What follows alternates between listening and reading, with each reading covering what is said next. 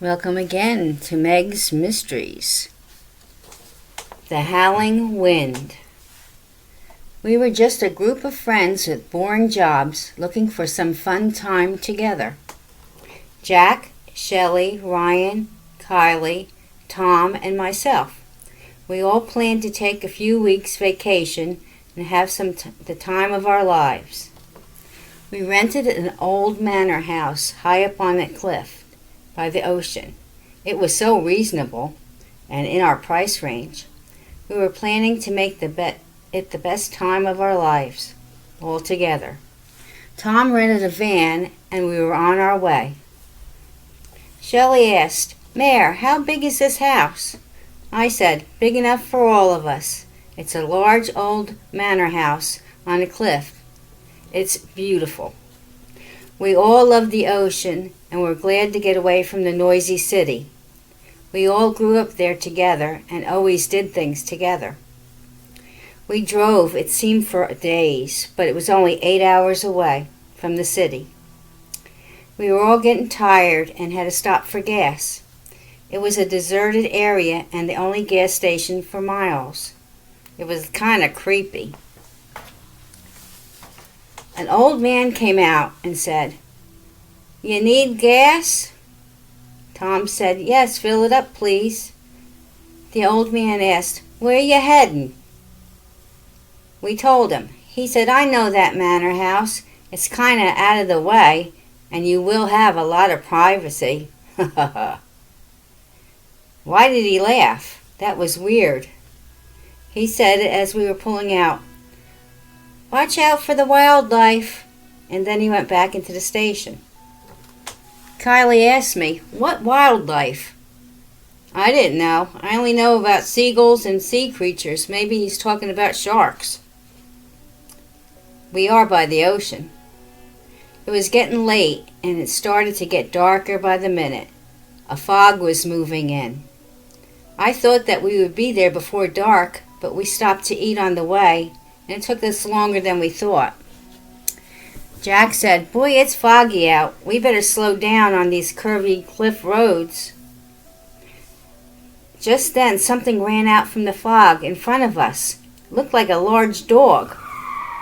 Tom swerved to miss it, and the van went out of control and off the high cliff down to the beach. We landed upside down near the ocean water. I yelled, "Is everybody okay?" They all said yes, and we checked everyone out. We just had some cuts and bruises, but we were able to walk away. It was a miracle we were not killed. We started up the cliff to the road to look for help. We saw no cars on the road all the while we were driving. I hoped someone would come by soon. We started to walk, and the fog thickened. "How far do you think the manor house is?" Kylie asked. "I have no idea."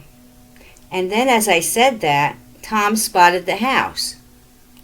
"It's up there by the road, high up on that hill." So we all trudged up. It was funny that Kylie had just asked and it just appeared. No other houses were around, just the old manor house. I had the keys the owner mailed to me, but it didn't look anything like the advertising picture. It was like an old broken down deserted manor. Everybody looked disappointed, but we were so tired, so we went in. Tom went looking for a phone because our cell phones were not working. I guess there's no service here. He found an old antique phone, but it was dead. Also, the electricity was out, so we went looking for candles. I found old oil lamps, and Ryan started the fireplace. I told him this must be a mistake. I'll talk to the owner who rented it to us. She said you'll have everything you need. The thunderstorm was brewing outside, and the wind started to howl. We checked the kitchen, and nothing was there. The boys said, "We'll go tomorrow and get our things from the van and get help at the gas station. But for now, we'll have to make do. We'll sleep and wait for the morning." So we all camped out in the living room by the fireplace. I said to everybody, "Sorry, some vacation. I'm so sorry but we got taken. I'll get our money back." Shelley said she had some snacks in her bag and had some water, but no one was hungry. We just wanted to sleep. It was all quiet, just the storm outside. Then the howling started. I said, "Boy, the wind is sure picking up." Tom said, "No, that's no wind. It sounds like an animal crying." How spooky is this? An old creepy manor house, a deserted area, just like one of those horror movies. Ryan laughed. "Yeah, and they tell you not to go in, and we just came in." Jack said, "Stop, you're scaring the girls."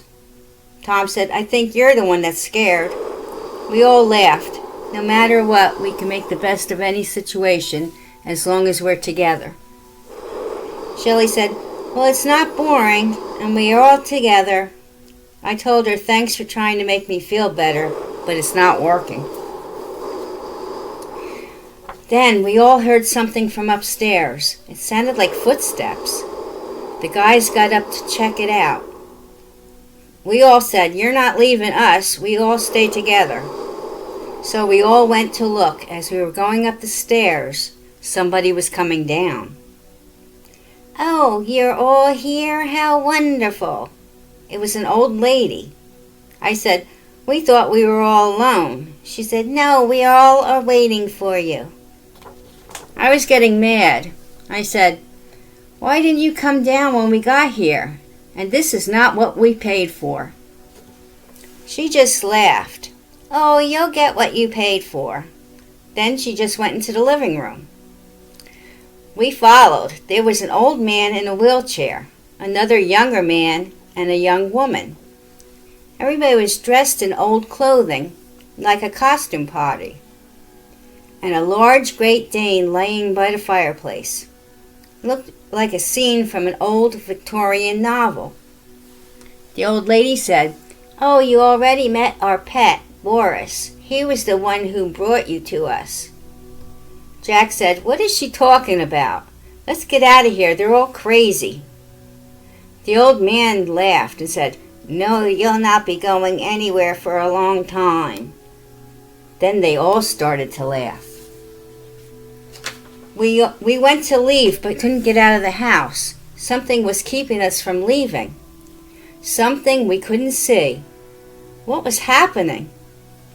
The old lady said, "My dears, you asked for some time together alone, and that's just what you got. You got your money's worth. All the time in the world. We needed some new friends to join us for a while." We all yelled, "What are you talking about? You're all crazy."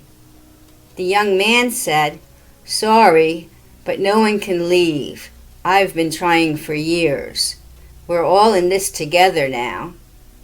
It's all planned. Every 100 years, new guests will join us, and then we can leave and they can take our place. Now you are the lucky ones. It's your turn to move in." The old lady said, "You see, dears, we are all dead, and you are too. Now you can enjoy being together here for a long time." I yelled, "How can this be?" She just smiled and said, "The owner planned it this way so the house will always have guests, even if they don't want to stay. They can't leave. They can't leave this place until others take their place. So enjoy. We'll be leaving Boris with you. He comes with the manor." And then they were all on their way. They just vanished like they had appeared. We were left with Boris, who just laid down by the fireplace. Once in a while he would go to the window and howl, but then back to his place by the fire. "Someone will miss us and come looking for us," Shelley said. "This isn't happening." The next morning the boys did get to go out. They found the van and our dead bodies. We all did die in the crash. Now we are on permanent vacation all together until we find more guests to take our place. Maybe it'll be you. We'll be leaving Boris with you.